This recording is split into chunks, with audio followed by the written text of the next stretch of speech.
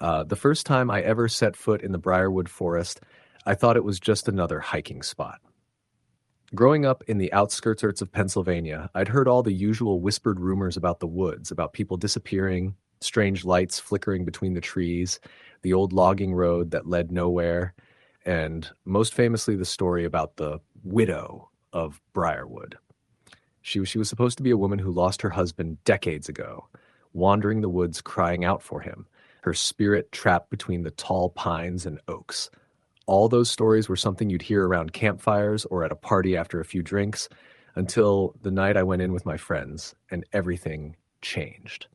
It was late September, early fall, when the four of us, me, my brother Matt, our friend Sarah, and her boyfriend Derek, decided to camp out for the weekend. We wanted to escape the city, the noise, and reconnect before life pulled us apart again. Matt was the most adventurous of the bunch and had been talking about exploring Briarwood for months. None of us had been deeper than the ranger station near the forest's edge, but Matt was convinced there was a secluded spot a few miles in with a creek and a clearing perfect for camping. We left on a Friday afternoon, piling gear into Matt's beat-up pickup. The sun was warm, but the air had that crisp bite that hinted at the coming cold nights. The drive to the forest was quiet, except for the occasional music crackling on the radio and the hum of the engine. Pulling into the dirt parking lot by the ranger station, we noticed the usual warning signs about bears, ticks, and staying on the trails. There was nothing that said haunted or danger, but the woods themselves felt older than most places I'd been. Something about the trees, their knotted branches, the thick moss hanging like curtains, made me feel like we were stepping into a living cathedral. Matt pulled out a crumpled map he'd found online from an old hiking forum. He pointed to a trail leading east, which disappeared after a couple of miles into unmarked territory. "That's where the clearing is," he said. "No one really goes past here. We'll set up camp, make a fire, and enjoy the night." Sarah, always the cautious one, wrinkled her nose. "You sure that's safe?" "We won't get lost?" Derek laughed. "We've got GPS and a compass, plus it's only a few miles. Easy." We all loaded up backpacks and started walking. The trail was narrow and overgrown in spots, with roots snagging our boots and leaves crunching underfoot. The deeper we went, the quieter it got. No bird song, no rustling animals, just the sound of our breaths and footsteps. By the time we reached the clearing near the creek, the sun had started dipping behind the trees. The creek was cold and clear, water bubbling over smooth rocks. The spot was perfect. Flat ground, plenty of dry wood, and a view of the canopy that caught the last amber light. We pitched our tents quickly, worked together building a fire pit, and started gathering wood. Sarah was a little jumpy, glancing around as if expecting to see something move in the shadows, but I chalked it up to nerves.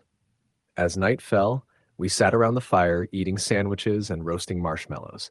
The temperature dropped fast, the warmth of the fire the only thing keeping the chill away. We shared stories and jokes, but the woods kept their silence, thick and watching. Around 10 p.m., Matt pulled out an old notebook. It was his grandfather's journal. His grandfather had worked as a forest ranger in these parts during the 1940s. Matt said it might have clues about the forest's history, maybe even about the widow.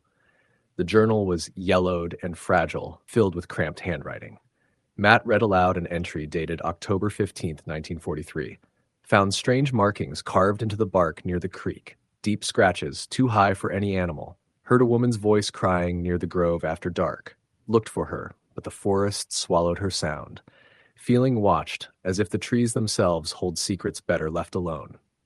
We all fell silent. The fire crackled and the creek gurgled softly. Suddenly, from somewhere deep in the forest, a faint sound echoed, like a sobbing woman. Sarah gasped. "Did you hear that?" "Probably an animal," Derek said quickly, though even his voice was shaky. The crying came again, low and heartbreaking, drifting closer through the trees. We froze, eyes darting to the dark woods beyond the firelight. The sound wasn't right, too human, too desperate. The fire suddenly flared as a gust of wind swept through the clearing, sending sparks shooting upward. Then, all at once, the sobbing stopped. We tried to laugh it off, but it was impossible to shake the feeling that something was watching. Later that night, after the fire died down, I woke up to a tapping noise on the tent. At first, I thought it was the wind, but the taps were rhythmic, deliberate. 3 quick knocks, then a pause, then 2 more. I nudged Matt awake. "Did you hear that?" He shook his head, groggy. I got out of the tent and shined my flashlight toward the edge of the clearing. The beam cut through the blackness, catching the twisted shapes of tree trunks. Then I saw it, a figure standing just beyond the firelight. A woman, draped in a soaked black dress, hair matted and hanging over her face, her head tilted as if listening, her eyes hollow and dark. I blinked, and she was gone. My heart hammered. I woke Sarah and Derek. They didn't see her, but when I described the figure, their faces went pale. We decided to pack up and leave at first light. But the forest wasn't done. On the way back to camp, the sobbing returned, louder, closer. It seemed to circle us, coming from all directions. The underbrush rustled, but no animal or person appeared. Then the air turned cold, freezing breath visible even in the dark. A sudden movement caught my eye, something crouching low near the creek, barely visible. I caught a glimpse of long fingers dragging along the ground, leaving deep scratches in the dirt. We sprinted back to our tents, grabbing our gear. The tapping came again, this time right on the tent walls. The zipper on my tent suddenly started to slide down slowly. I grabbed the zipper and yanked it shut. We didn't sleep. At dawn, we left everything behind and ran through the forest to the truck. We never returned. Weeks later, Matt disappeared. His truck was found abandoned at the edge of Briarwood. No sign of him. Sometimes late at night, I still hear the sobbing and wonder if the widow of Briarwood is still out there, waiting, mourning, watching. Story the end. The wind whispered through the towering pines as dusk settled over Cedar Hollow, a remote patch of forest nestled in the Appalachian Mountains of West Virginia. The dense woods, thick with moss and tangled roots, had long held a reputation in the nearby town of Harrowsville. Old-timers spoke of strange disappearances and eerie sounds, stories passed down in quiet tones by the fireside, but rarely acknowledged by the younger generations. To most, the tales were just legends, ghost stories to scare children and warn fools away from the wilderness after dark. 18-year-old Emily Lawson didn't believe in such things. She'd grown up hiking those very woods with her family, the kind of girl who laughed off superstition and challenged fears. When her best friend Mark suggested a weekend camping trip deep into Cedar Hollow, she eagerly agreed. The plan was simple: escape the suffocating walls of their small town, camp under the stars, and experience the wild away from the distractions of phones and school. The two packed their backpacks with tents, flashlights, and enough food for 2 days. Neither mentioned the strange stories about Cedar Hollow. The first day was idyllic. The forest was vibrant with early autumn colors. The leaves shimmered gold and crimson as they filtered the fading sunlight. Emily and Mark followed an old logging trail winding deeper into the woods, stopping occasionally to examine peculiar mushrooms or snap pictures of squirrels darting between the branches. As evening approached, they found a clearing beside a small, babbling creek, perfect for setting up camp. The ground was soft, covered with pine needles, and the creek's steady murmur provided a soothing backdrop. They pitched their tents and built a modest fire. Over the crackling flames, they shared jokes, roasting marshmallows, and swapping stories. As the stars began to pepper the sky, a chill settled in, sharper than the early fall breeze should have been. Emily shivered, pulling her jacket tighter around her. Mark shrugged, tossing another log onto the fire. "So, you believe all those ghost stories about these woods?" he asked, watching the flames dance. Emily grinned. "No way. People just want something to scare themselves, like campfire tales." Mark smirked. "All right, brave girl. Let's see if you still think that when it gets dark." They settled into their tents later, the comforting sounds of the forest surrounding them. But as midnight approached, Emily awoke. Something was off. The usual chorus of crickets and owls had fallen silent. The woods were unnaturally still. A faint rustling caught her attention. She unzipped her tent and stepped outside, flashlight in hand. The beam cut through the blackness, illuminating thick trunks and tangled roots, but nothing else. Emily took a deep breath and scanned the perimeter. Suddenly, a faint shape flickered at the edge of the light, just beyond the creek. "Mark?" she called softly. No answer. She stepped closer to the creek's edge. The shape vanished. Her heart pounded, but she told herself it was just a trick of the light. Returning to her tent, she paused when a whisper floated through the air, barely audible over the soft rush of water. Go? Emily froze. The voice was hollow, urgent. Mark's voice echoed from his tent. Come here. She hurried over. Mark was pale, eyes wide. I thought I heard something, he said. Me too, she replied. They sat by the dying fire, huddled close, eyes scanning the darkness beyond the glow. Minutes passed with only silence. Then a sudden snap of a branch broke the stillness. They whipped their flashlights toward the sound. Nothing but empty trees. Probably a deer, Mark said, trying to reassure her. But Emily wasn't convinced. Around 2 a.m., the wind picked up. The trees creaked and groaned, and strange shadows flickered between trunks. Suddenly, a blood-curdling scream shattered the night, piercing through the woods from somewhere deep beyond their camp. They both jumped up, hearts racing. Did you hear that? Emily whispered. Mark nodded, face pale. We should get out of here. They scrambled to pack their gear, the scream echoing again, this time closer, filled with terror and pain. As they hurried through the forest, the path seemed to twist and shift. Familiar landmarks disappeared behind thick fog that had rolled in silently. The sounds of footsteps, heavy and uneven, followed them, though when they turned, there was nothing. Emily tripped over a root and fell hard, scraping her hands and knees. Mark helped her up, but as they stumbled onward, the sense of being watched grew unbearable. Suddenly, a shadow moved swiftly between the trees, too fast to be human. Run, Mark shouted. They broke into a sprint, branches slapping at their faces, their breath ragged in the cold air. Behind them, the footsteps accelerated, crashing through underbrush. They burst from the trees onto a gravel road at the edge of the forest, panting and soaked with sweat. The fog stayed thick, muffling sounds. They ran toward a distant farmhouse whose porch light was faintly glowing. An elderly man opened the door, eyes narrowed in concern as he took in their wild appearance. What happened? He asked. Emily managed to gasp. Something's in the woods. We heard screams. The man nodded grimly. You're lucky to be out. That place, that forest, it takes people sometimes. You don't want to go back in. Mark and Emily stayed at the farmhouse overnight, too shaken to sleep. At dawn, they left for town, vowing never to return to Cedar Hollow. But the forest had left its mark. Back home, Emily's nightmares began, visions of shadowy figures lurking just beyond the trees, eyes gleaming in the dark. Sometimes she would awake to find muddy footprints circling her bed, though she lived alone in an upstairs apartment. Whispers echoed in the silence, promising something terrible. Mark experienced similar hauntings. At night, his phone would ring, and when he answered, only static greeted him, mixed with faint, desperate cries. Weeks later, Emily learned that several people had disappeared in Cedar Hollow over the past decade. Hikers, campers, even a search party that had gone looking for one of the missing.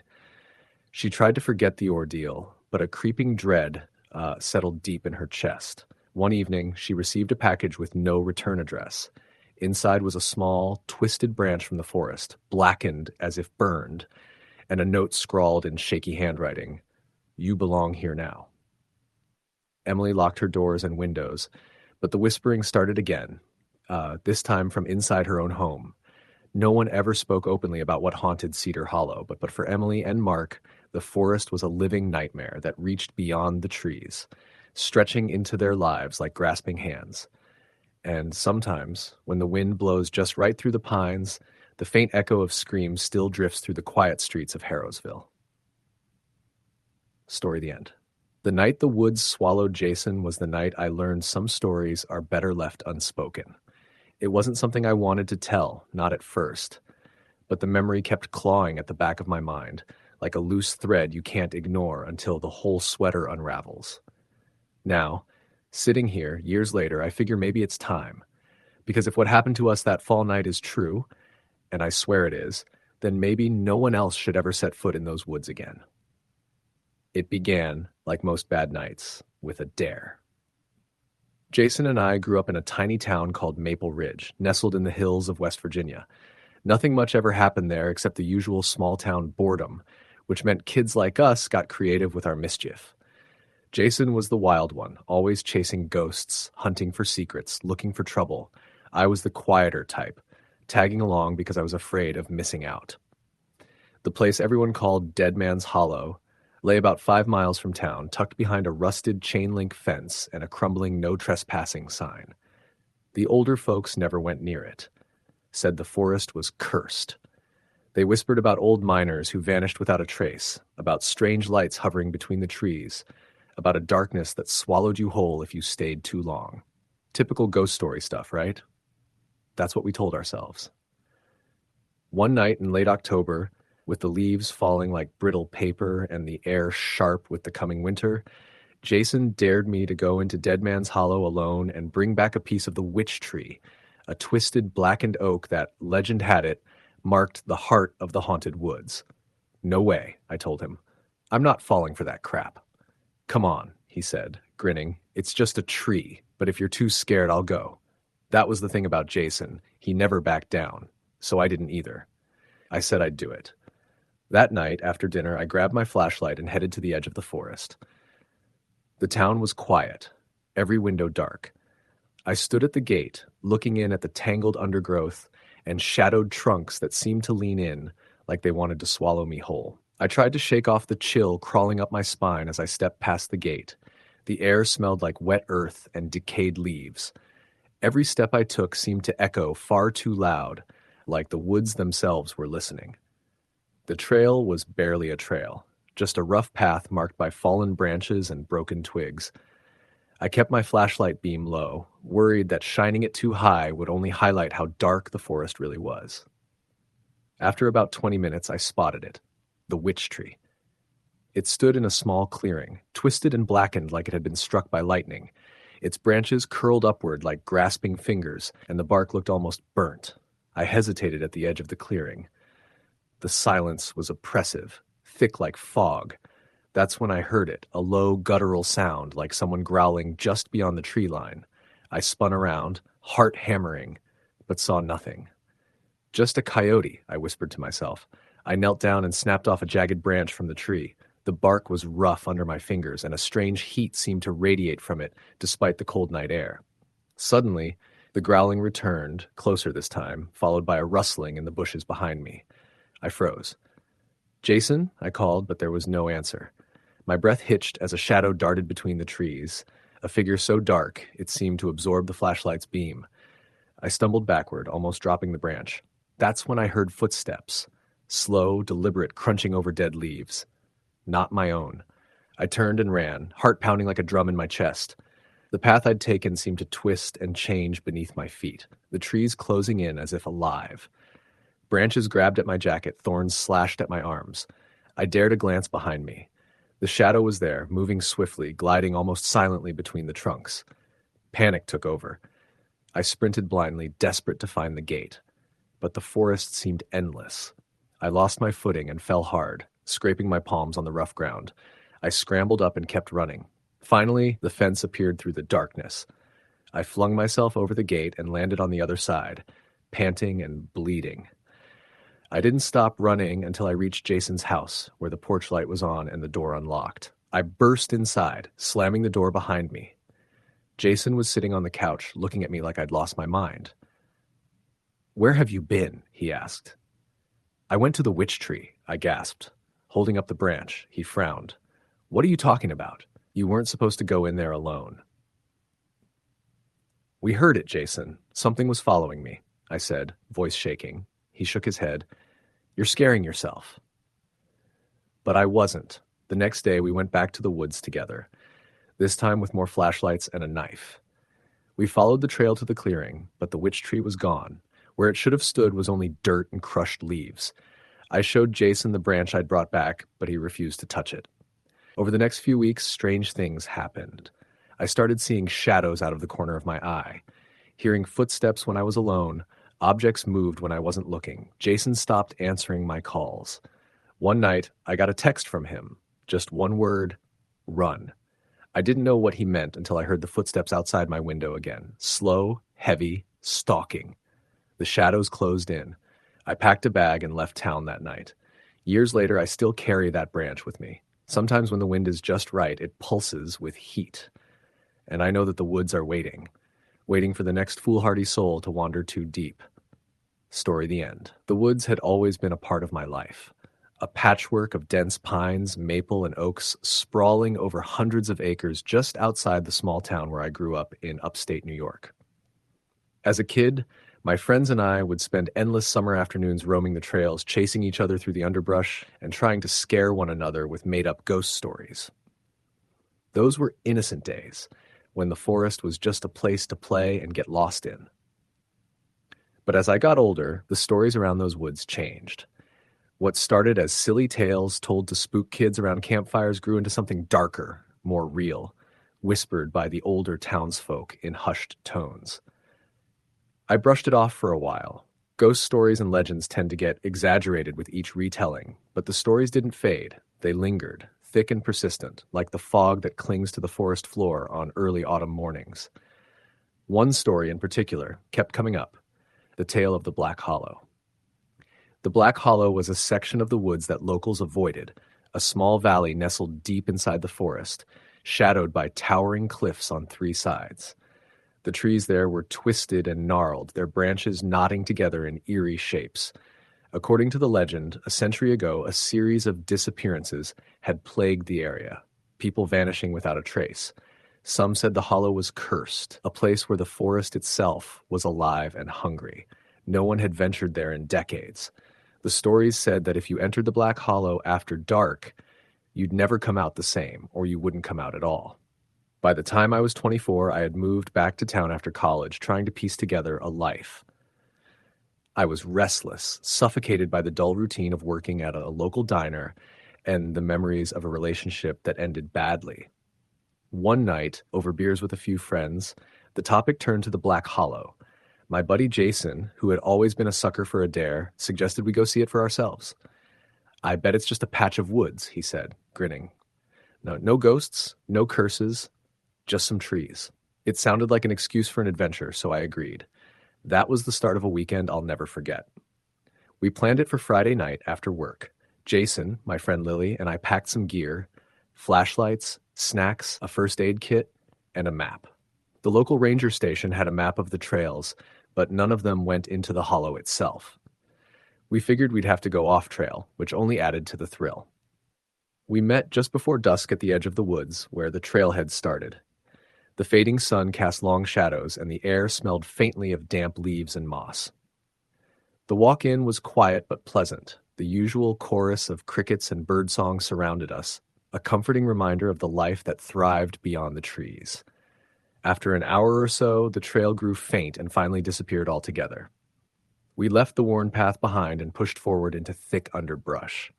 The trees here were different, older, with bark blackened by what looked like decades of smoke damage. The canopy above thickened until the sky was just a pale sliver of twilight. Jason was leading, machete in hand, cutting through brambles. Lily stayed close, glancing nervously around, and I followed, feeling a creeping sense of unease that I couldn't shake. Then, we saw it. The hollow. A steep drop opened before us, the earth falling away into a bowl-shaped depression. The forest floor here was carpeted in thick ferns and tangled roots, and the trees curved inward, their branches locking together to form a dense ceiling that blocked out the last light. We scrambled down the slope and into the hollow. The air felt cooler here, damp and heavy. I shivered, though the temperature hadn't changed much. Jason lit a small campfire to ward off the chill, and we sat in a circle, eating granola bars and sipping water. The firelight flickered against the twisted trees, casting shadows that danced like specters. Lily broke the silence. "So, anyone else feeling like we shouldn't be here?" Jason laughed. "Come on, it's just a hollow, nothing supernatural." I wasn't so sure. As the night deepened, the forest grew silent. The usual sounds of nighttime, frogs croaking, owls hooting, faded until all that remained was the crackling fire and the beating of our own hearts. That's when we heard it. At first it was faint, like distant whispering carried on the wind. Then it grew louder, voices murmuring, words indistinct but urgent. The sounds seemed to circle the hollow, moving with the breeze. Lily jumped up, eyes wide. "Did you guys hear that?" Jason grabbed his flashlight and swept the beam into the trees. Nothing, just shadows. "It's probably the wind," he said, but his voice lacked its usual confidence. The whispering grew again, and I realized the voices weren't just random sounds. They were chanting, low and rhythmic, like an ancient hymn. Suddenly, the fire flickered violently and went out, plunging us into darkness. I fumbled for my flashlight and turned it on. The beam sliced through the black, revealing the trees, but also something else. Figures. They were standing just beyond the firelight, partially obscured by the dense trees. At first, I thought it was a trick of the light, but as I focused, I saw them clearly. Tall, gaunt, pale faces devoid of features, eyes hollow black pits. I froze. Jason and Lily were just as stunned. One of the figures stepped forward, slow, deliberate, its body moving with an unnatural stiffness. I heard a whisper in my ear, breath cold as ice. Leave. Panic surged. We scrambled to our feet, breaking into a run. The chanting followed us, growing louder, more frantic. Branches grabbed at our clothes, roots threatened to trip us. The forest itself seemed alive, twisting and shifting to block our escape. Behind us, the figures glided silently, relentless. We reached the top of the hollow. The trail still vanished. We were disoriented, caught in an endless maze of trees and shadows. I called out to Jason and Lily, but they were gone, swallowed by the darkness. I ran alone. Hours passed, or maybe minutes. Time lost all meaning. My lungs burned, my legs ached, but I couldn't stop. Then, just as dawn broke, the forest opened onto the main trail. I collapsed there, sobbing, exhausted. The locals listened to my story with grave faces, but didn't seem surprised. You got lucky, the ranger told me. Most don't come back from the hollow.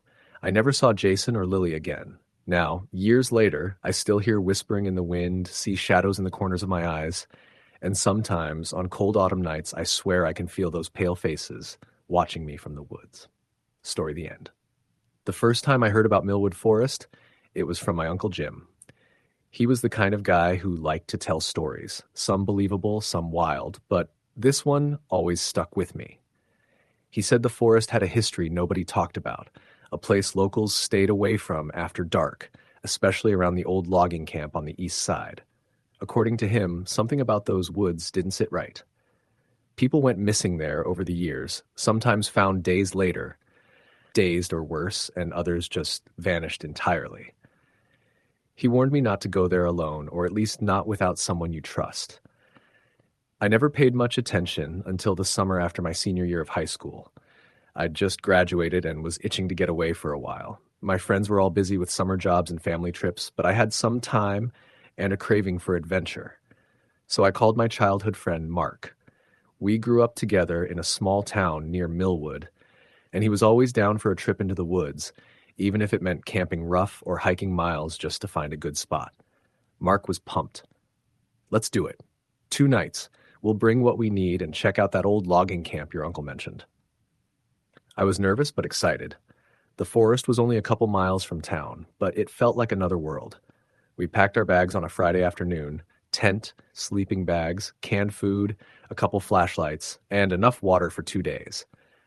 Mark brought his old hunting knife and a map he found online, a faded thing showing logging roads and trails that haven't been used in decades. We set off just as the sun was beginning to lower, the air still warm but carrying that crispness that only early summer evenings have. The town faded behind us, replaced by thick pine trees that grew tall and close together. The forest floor was soft with moss and dead leaves, the scent of pine needles sharp in the air. We followed the logging road first, a gravel path mostly reclaimed by nature, but still wide enough to walk side by side. Mark led with the map, pointing out landmarks I remembered from childhood hikes, the big rock shaped like a sleeping bear, the creek with the broken-down bridge. We were joking and laughing, the kind of carefree energy that comes with being young and free. But as we walked further, the woods started to change. The trees grew denser, the light dimmer. The birdsong faded into silence, replaced by an eerie stillness that made my skin crawl. The path disappeared under a thick carpet of pine needles and branches, and we had to hack through bushes just to keep moving. After an hour, we came to the clearing my uncle had described. The remains of the old logging camp were there, a few rotting wooden beams, rusted tools scattered, and the skeleton of what might have been a cabin, barely holding up against the elements. The place looked abandoned for decades, swallowed by vines and moss. We set up our tent near the ruins, close enough to explore but far enough to feel safe. As we started a fire, I noticed something strange, a circle of rocks not far from our camp, arranged too perfectly to be natural. Mark shrugged it off as an old fire pit. That night, the forest was alive with sounds I didn't recognize. Twigs snapping in the distance, an occasional hoot of an owl, but there was also something else. A whispering wind that sounded almost like voices carried just beyond hearing. Mark and I took turns keeping watch by the fire. Around midnight, I swear I heard footsteps crunching leaves outside the circle of firelight. I called out, but only the rustling trees answered. My heart pounded, and Mark flicked on his flashlight, scanning the darkness. Nothing. We went to bed early, but sleep was elusive. I kept hearing the soft sounds, breath-like whispers and something moving just beyond the tent's fabric walls. At around 3 a.m., I woke suddenly to a cold breath on my neck. I turned, expecting to see Mark, but the tent was empty. Panic set in. Outside, I heard a low voice murmur my name, barely audible but unmistakable. I jumped out of the tent and shone my flashlight into the woods. The beam caught a figure standing about 50 feet away, a tall, shadowy silhouette that seemed to shift and blend into the trees. "Mark?" I shouted. No response. The figure melted back into the darkness. I woke Mark immediately. He was groggy but serious when I told him what I saw. "We're not alone," I said. He nodded. "I've heard stories from some old-timers. They say the forest is haunted by the logging camp's last workers, men who died in an accident, their spirits trapped here." We packed up as quickly as we could, but as we started hiking back, the forest seemed different. The trees closed in tighter, the trail disappeared entirely, and the whispers followed us, growing louder, more urgent. At one point, Mark tripped over a root and swore he saw a hand reach out from the underbrush as if trying to grab him. The sun was starting to rise, but we still hadn't found the way out. Panic set in fully then. Suddenly the forest opened up again, and we stumbled onto the gravel road leading back to town. We didn't look back. The next day, I tried telling people about what happened. Most laughed it off, calling it imagination or a bad night in the woods. But my uncle took it seriously and told me to stay away from that part of the forest for good. Weeks later, Mark stopped answering my calls. I heard through the grapevine he moved away suddenly, and no one seemed to know why. I haven't seen or heard from him since. Sometimes when I'm lying in bed, I still hear whispers outside my window, and I know that those woods are still waiting, still watching. Story the end. It was supposed to be a simple weekend trip, just me and my two best friends, Mark and Lisa, getting away from the chaos of city life for a couple of days. We'd all been burnt out, deadlines, long hours, and endless noise. So when Mark suggested we camp out at Black Hollow Woods, I thought it was the perfect idea. Black Hollow was about a 2-hour drive from Portland, a dense patch of forest that locals avoided but never really talked about openly. The name itself sounded like a bad omen, but we shrugged it off as just another eerie-sounding place. We packed our gear late Friday afternoon and hit the road. The sun was still bright, the sky clear with a few cottony clouds, but as we got closer, the landscape began to change. The tall pines and firs grew closer together, casting darker shadows over the narrow, winding road. Somewhere near the edge of the forest, the radio static kicked in and wouldn't clear. Mark joked that we were already in the haunted zone, and we laughed nervously. We parked in a small clearing just off a rutted dirt path and began hiking deeper into the woods. Our destination was an old ranger cabin Mark had read about online, abandoned since the 1940s. We wanted to set up camp near it, mostly because it sounded cool and gave us something to explore during the day. The hike was quiet, save for the crunch of our boots on the pine needles and the occasional call of a distant bird. It wasn't the usual lively forest we were used to. Here, the silence seemed to press in on us, thick and heavy, like the woods were holding their breath. We finally arrived at the cabin, just as the sun was beginning to dip below the treetops. It was a small wooden shack, its paint faded and peeling, windows shuttered but broken in places. The door hung loosely on its hinges. Inside, the air was stale, filled with dust and the faint scent of mold and something else. Something metallic, faint but unmistakable. We set up our tents in a clearing nearby and built a small fire just as twilight settled. The forest took on an entirely different feel as darkness crept in. The shadows stretched, and every crack or snap in the brush sounded like a warning. Sitting around the fire, we shared stories and jokes, trying to shake off the unease. Mark told us about local legends, how Black Hollow was once the site of a logging camp where a terrible accident had killed several workers in the early 1900s. Some said their ghosts still wandered the woods, angry and lost. Lisa rolled her eyes but agreed it made a good story. I felt a shiver and told myself it was just the cold. As night deepened, the woods grew colder, and the fire's glow flickered against the trees. Suddenly, Lisa gasped, pointing toward the tree line. "There!" she whispered. We turned, but saw nothing except for a shadow that seemed to move just at the edge of the firelight. "Probably just an animal," Mark said, trying to sound confident, but I wasn't so sure. Later that night, I woke up to the sound of whispering. It was faint and distant, like 100 voices murmuring just beyond the trees. I thought it might be the wind playing tricks, but the voices formed words. Names, maybe. I couldn't quite make them out. I nudged Mark awake, but he grumbled and rolled over. Outside, the wind died down and the voices stopped. The next morning, Lisa was missing. Her tent was zipped shut but empty. Her backpack lay on the ground nearby, contents scattered.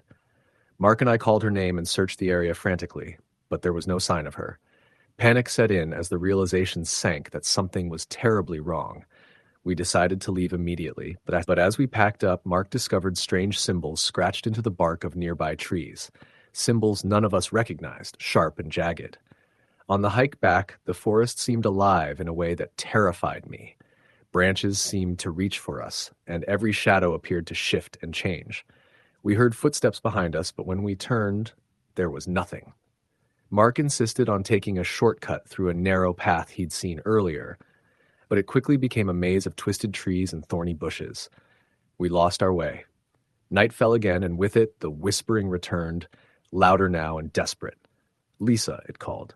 The woods closed in. The darkness became suffocating. Suddenly, Mark vanished. I screamed his name, but only the wind answered. Alone, I ran blindly, crashing through the undergrowth until I burst out onto the main road, breathless and shaking. I never went back to Black Hollow Woods. Weeks later, police found Lisa's backpack near the cabin. Mark was never found. Sometimes I still hear the whispering in the silence of my apartment. It never leaves. Story the end. The last time I went camping in the woods, I was 28 and convinced I was more prepared than any of my friends.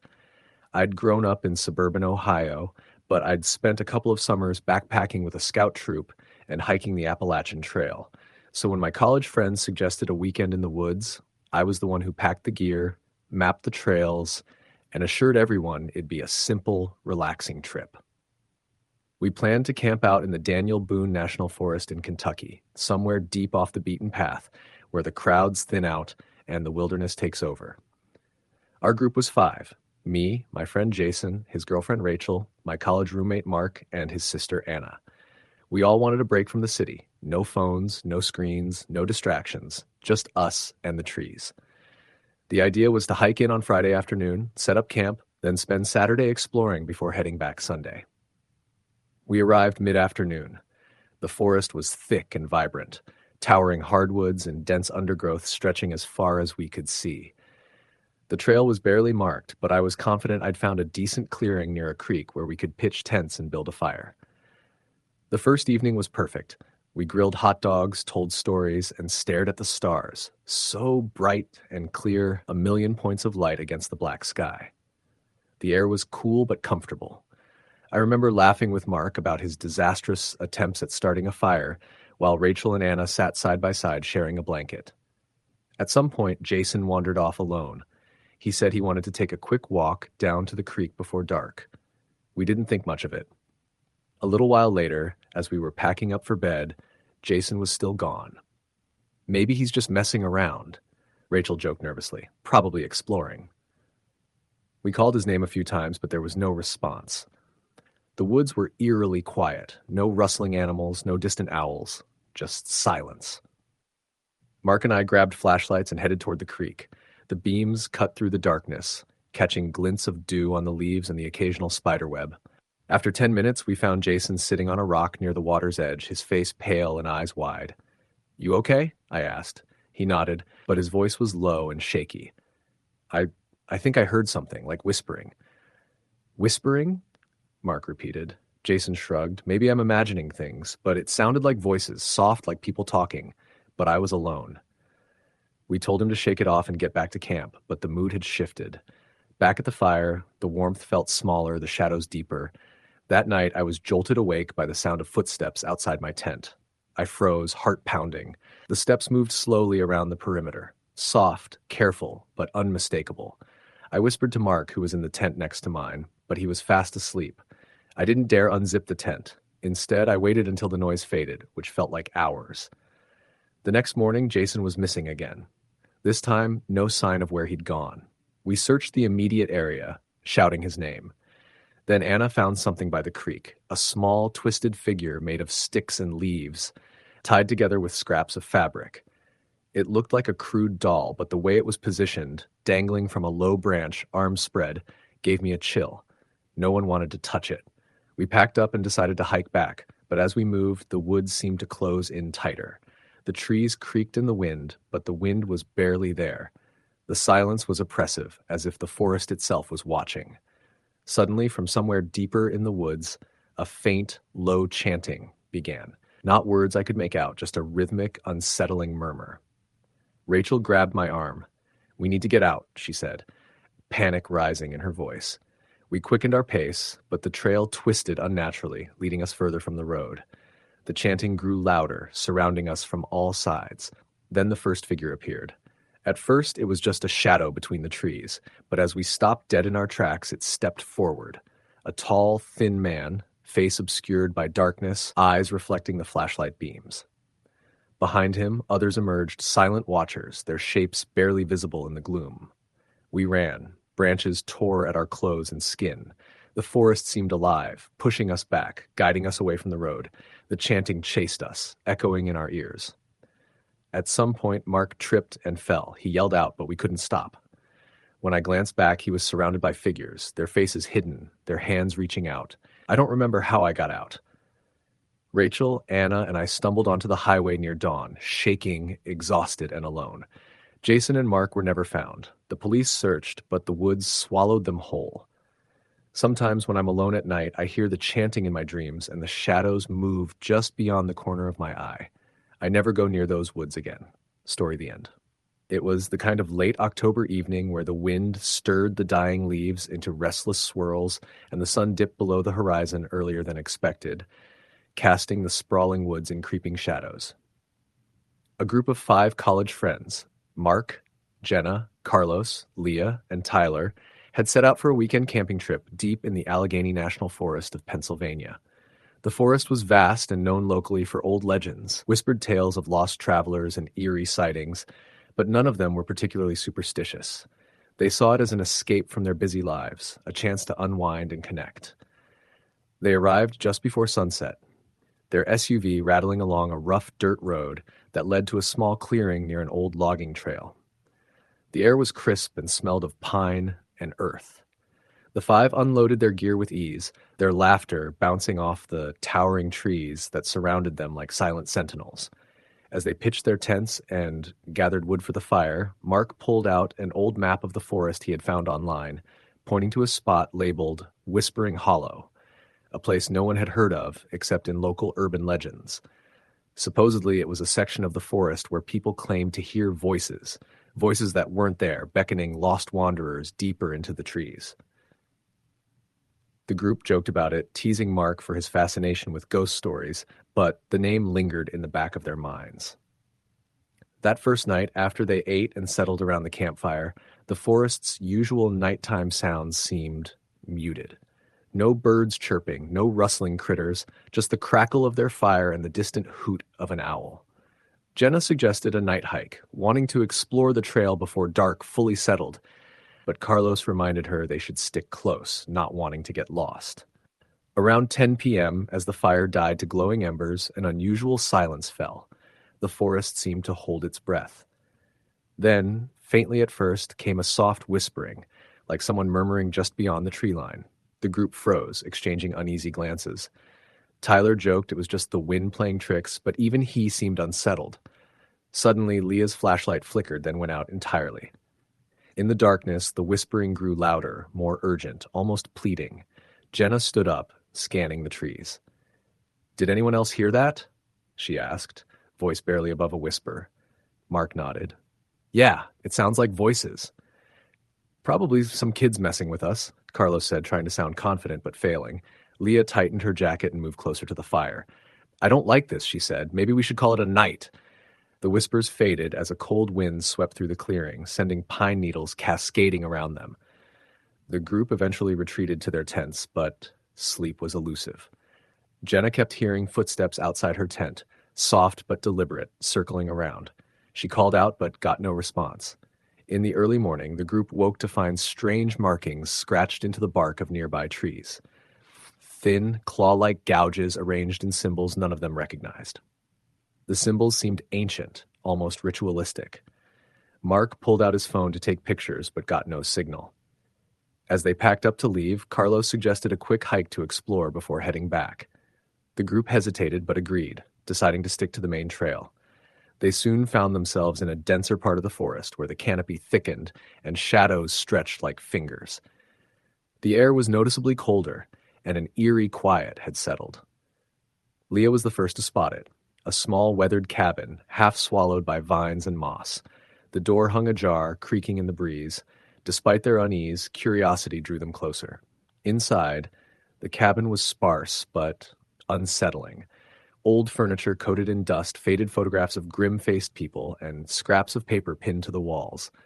Mark picked up one of the papers, a page torn from a diary dated back nearly a century. The entry spoke of a dark presence in the woods, something that watched and waited, feeding on fear and despair. The writer warned that those who listened to the whispers would be lost forever. Suddenly, a loud thud echoed from above. The group tensed, glancing upward. A shadow passed over the ceiling beams. A figure, tall and gaunt, slipped behind a curtain. Panic set in. They bolted from the cabin, racing down the trail toward their campsite. But as they ran, the whispers returned, this time surrounding them, urgent and overlapping. The trees seemed to close in, the path twisting unnaturally. Mark stumbled, catching a glimpse of something tall and thin moving just beyond the tree line, a shape with glowing eyes that reflected the moonlight. "Run!" Jenna screamed. They burst into the clearing near the campsite, only to find it overturned. Tents slashed, gear scattered, the fire extinguished. Suddenly, a cold hand gripped Tyler's shoulder. He spun around but saw no one. His friends shouted his name, but his voice was swallowed by the darkness. The group's panic escalated as the whispers crescendoed into a roar of voices screaming warnings. In the chaos, they realized Tyler was missing. They searched desperately, calling his name, but the forest was indifferent, its silence broken only by the distant whispers. With dawn breaking, the remaining four stumbled onto the dirt road leading out of the forest, exhausted and terrified.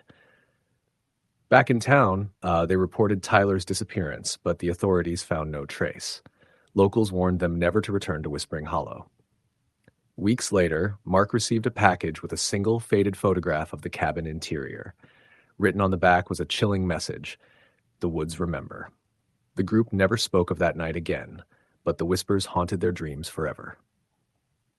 Story the end. This summer, I turned 25. My friends and I decided to escape the city for a weekend. We needed a break from the daily grind, the constant noise, the endless scrolling through screens. The idea was simple. Find a remote patch of woods, camp out, hike, and forget about everything else for a few days.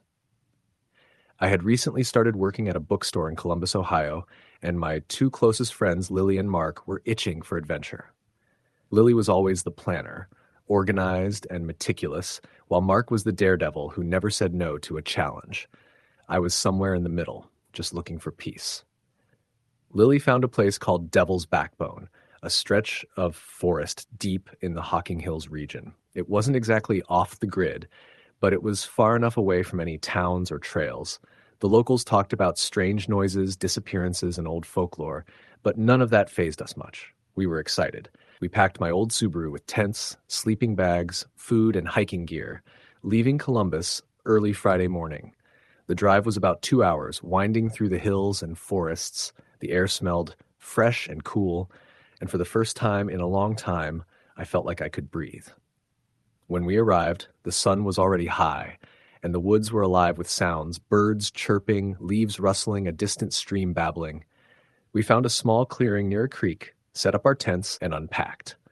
The day passed with hikes and photos, laughing and teasing, nothing out of the ordinary. We cooked dinner over a campfire, sharing stories under the stars. The sky was clear, and the Milky Way stretched like a river across the night. As we settled into our tents, I felt a strange chill, though the temperature was mild. The forest around us seemed too quiet. No crickets, no frogs, just silence. Around midnight, I was jolted awake by a faint whispering.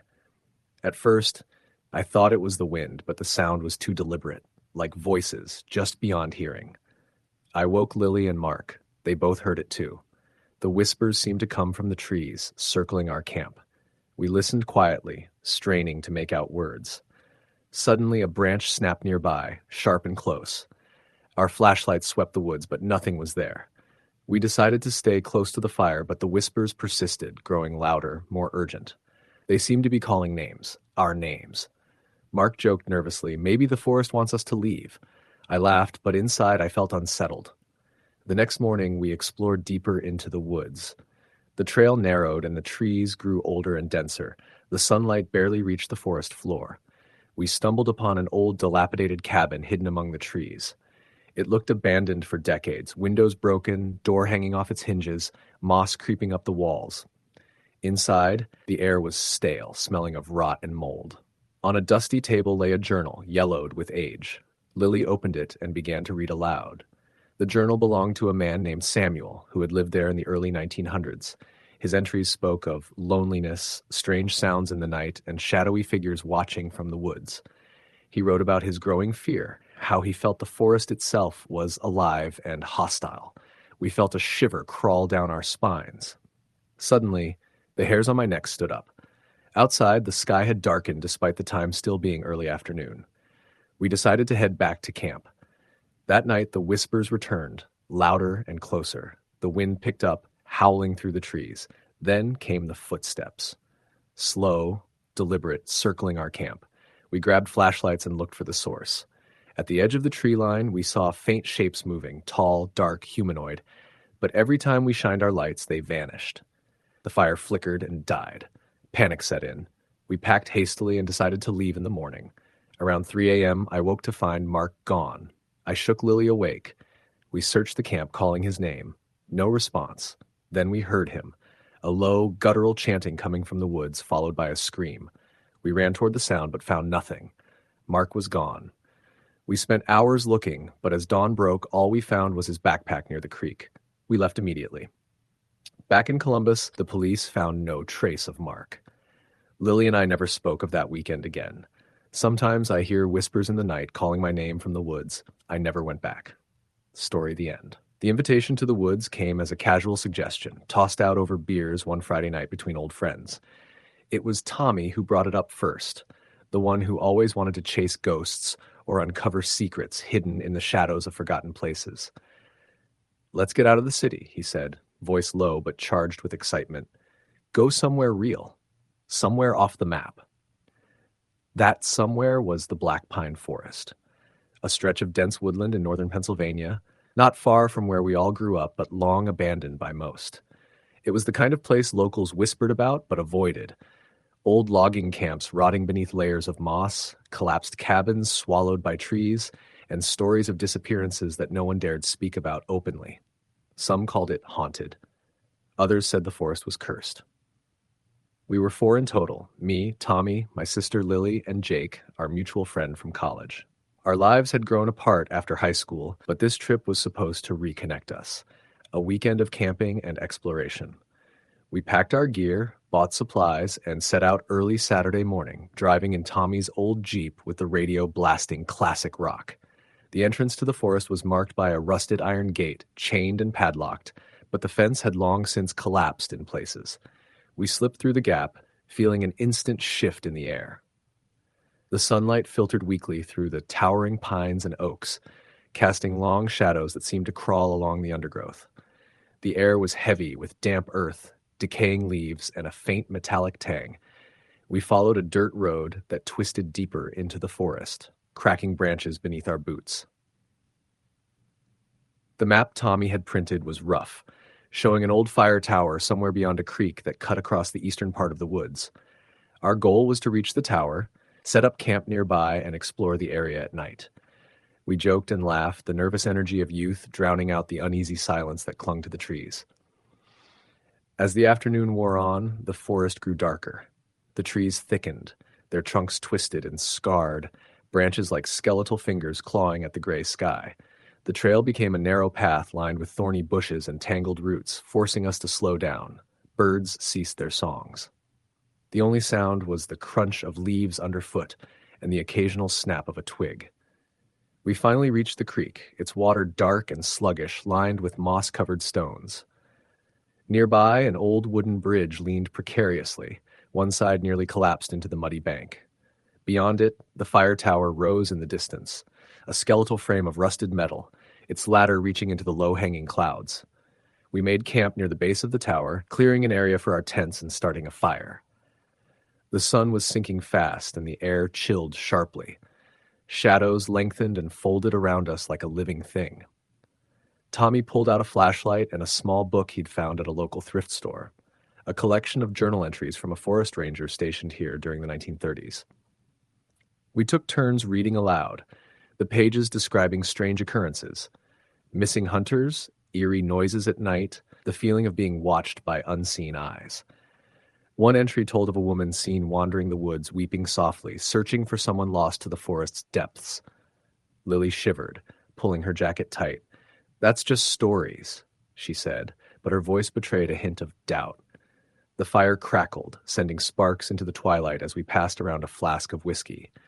The night was cold and silent, the kind of silence that presses against your ears until every small sound feels amplified. Our laughter grew forced.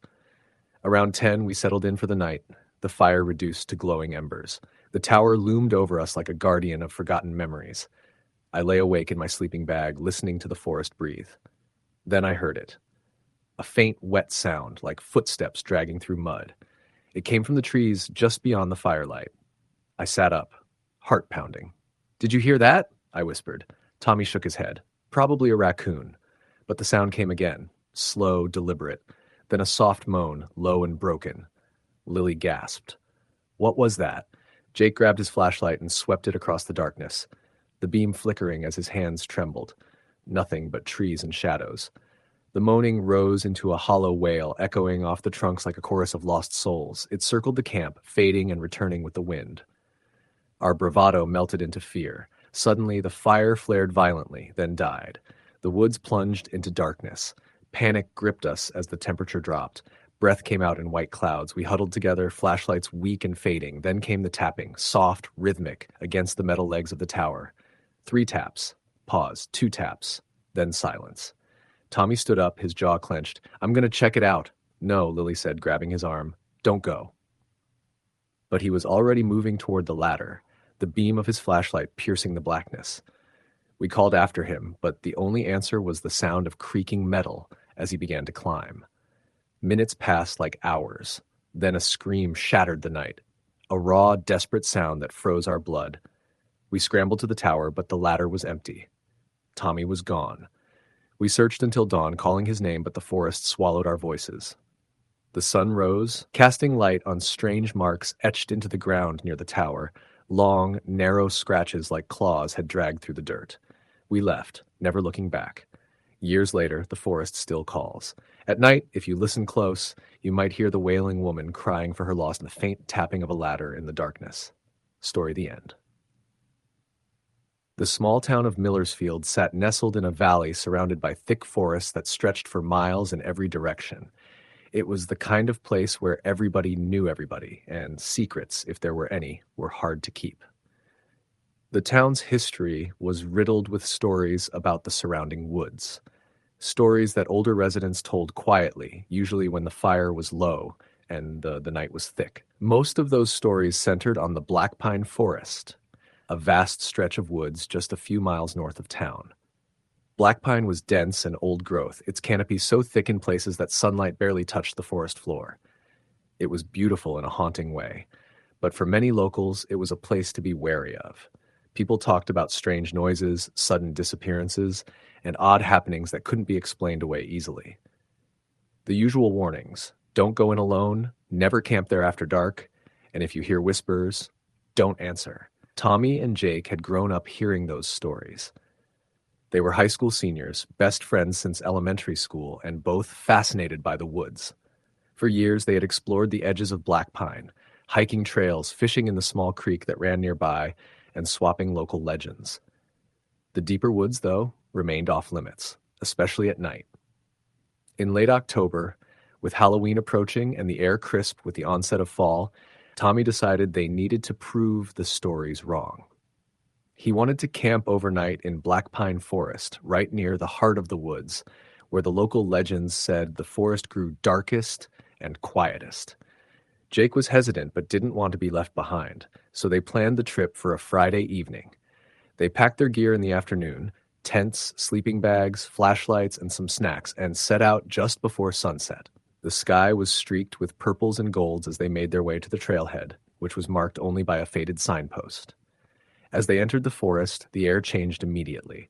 The scent of pine was heavy and sharp, and a stillness settled around them. The trail was narrow and winding, twisting beneath ancient trees whose branches intertwined overhead like a cathedral ceiling. They joked and took photos, but both felt a slight edge to the atmosphere. A quiet tension, like the woods were watching. They walked for about an hour until they reached a clearing where the trees opened to a small pond. The water was still and dark, reflecting the moon which had risen to full brightness.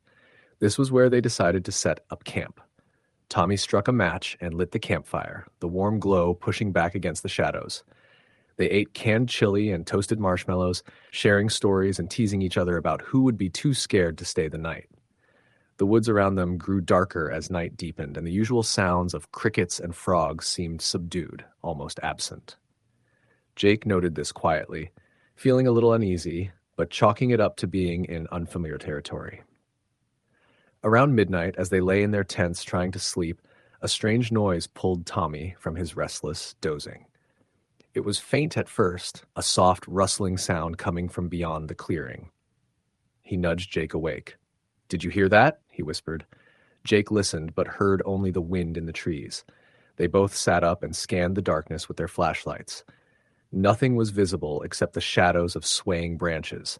Then came a different sound, a low, guttural moan that seemed to come from the far side of the pond. Tommy's heart pounded. "What the hell was that?" Jake shook his head. "Probably just an animal." But the noise grew louder, a dragging sound like something heavy moving through leaves and underbrush. Suddenly, a figure appeared at the edge of the clearing, silhouetted against the moonlight. It was tall and thin, with limbs that seemed longer than any human's. It moved with unnatural jerks and pauses, as if unsure of itself. Its face was obscured by shadows, but two pale eyes reflected the flashlight beams. Jake froze. "Run." They scrambled out of their tents, grabbing their backpacks. The figure moved toward them, making no sound except that slow, heavy dragging. They ran through the trees, branches whipping at their faces, the undergrowth snagging at their clothes. Behind them, they could hear the figure's slow footsteps, steady and unhurried. The trail they had taken in seemed to twist and shift. Familiar landmarks disappeared into the darkness. The forest felt alive, closing in, pressing against their backs. Jake stumbled and fell. Tommy stopped to help, but when he looked back, the figure was gone. They didn't wait. They sprinted, guided only by the faint moonlight filtering through the canopy. After what felt like hours, they burst onto a gravel road leading back toward Millersfield. Gasping, they made it to a neighbor's farmhouse and called the sheriff. The deputies came out with flashlights and search dogs, combing the area, but there was no sign of the strange figure. The next day, the sheriff warned them to stay away from Black Pine Forest. He told them that several people had reported similar sightings over the years, figures lurking near campsites, strange noises, and a pervasive feeling of dread. Tommy and Jake never spoke about the figure they saw in detail. Some things felt too strange to share, even with their closest friends. In the weeks after the trip, Tommy started waking up in the middle of the night, drenched in sweat. He heard whispers outside his window, faint and unintelligible. Once he saw a shadow pass across the room, though no one was there. Jake grew distant, avoiding the woods and even their usual hangouts. One night, he vanished. His car was found parked outside the school, but no sign of him anywhere. The town searched, but Jake was never found. The stories about Black Pine Forest continued to grow, whispered warnings to those who would listen, and somewhere deep in the woods, something waited, watching for the next visitor foolish enough to step into its shadow. Story the end. The woods behind my hometown had always been a place of mystery and whispered warnings. Growing up in a small Appalachian town in eastern Kentucky, the forest was just part of everyday life, dense, sprawling, and full of stories no one dared verify. They called it Graves Creek, not because there was an actual creek by that name, but because the old-timers swore the woods were full of unmarked graves, relics from centuries past. I never paid much attention to those tales, just local legend meant to scare kids into staying out after dark. That changed the summer before my senior year of high school. It started with a group of us, 5 friends who had grown restless with the usual small-town boredom. There was me, Tyler, Jess, Mike, and Rachel. We'd spent the better part of June chasing storms, jumping fences, and daring each other into stupid, harmless trouble. But one night, after a long day at the lake, the talk turned to Graves Creek. "Let's go out there," Mike said, always the instigator. "You're crazy," Jess laughed. "No way I'm going near those woods after sunset." "Why not?" Tyler said, eyes gleaming. "They say the place is haunted. People go missing out there. That's just how it is." We all knew the stories. Missing hikers, strange lights, voices calling from the trees. Nobody ever found the missing, or at least never told anyone where they ended up.